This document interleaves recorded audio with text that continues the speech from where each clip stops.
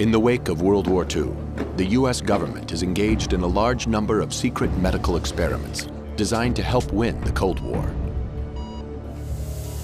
Developing techniques for mind control to create a so-called Manchurian candidate.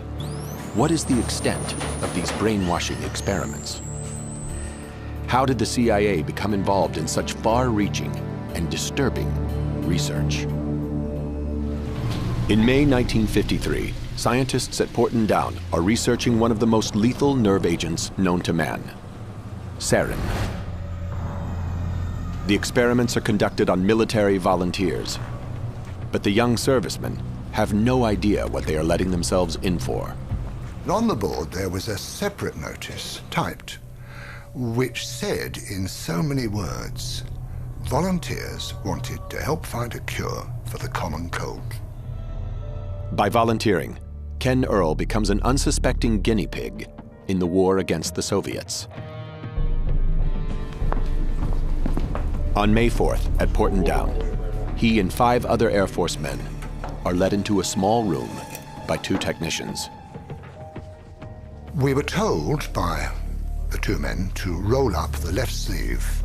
These 2 men then took 2 pieces of material and they taped them to our forearm.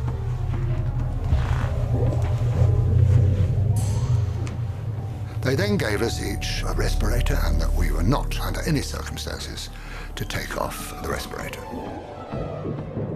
And the door was sealed behind us. It was very, very poky, a small building. And I found out since it was a gas chamber, which puts the fear of death into you, of course.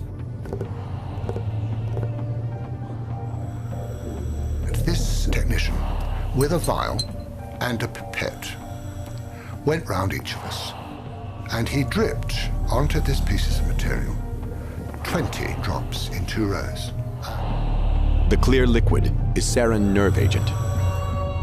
It is quickly absorbed into the arm through the skin. The effects are immediate.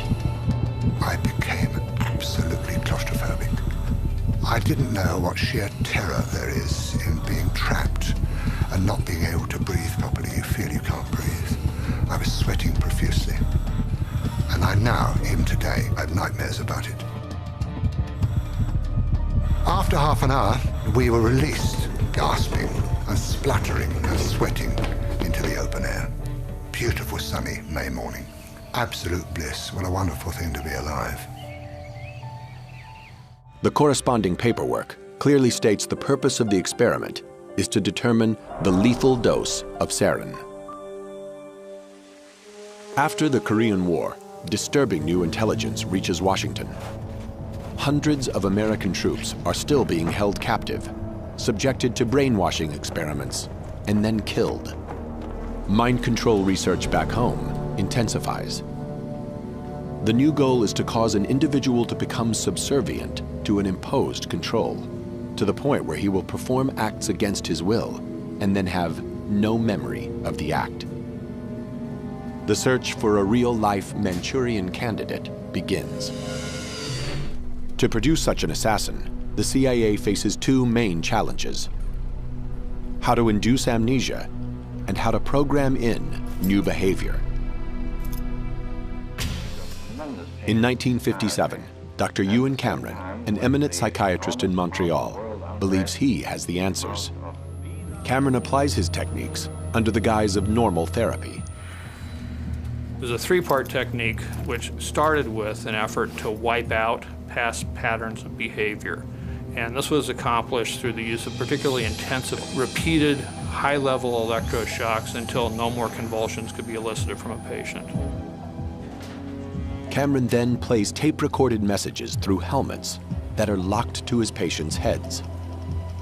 This psychic driving forces them to listen to repetitive statements for weeks on end to program in new behavior.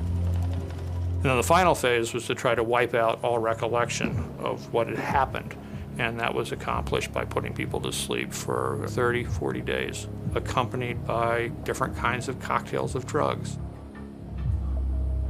Now, that's not any kind of therapy. That's a brainwashing experiment.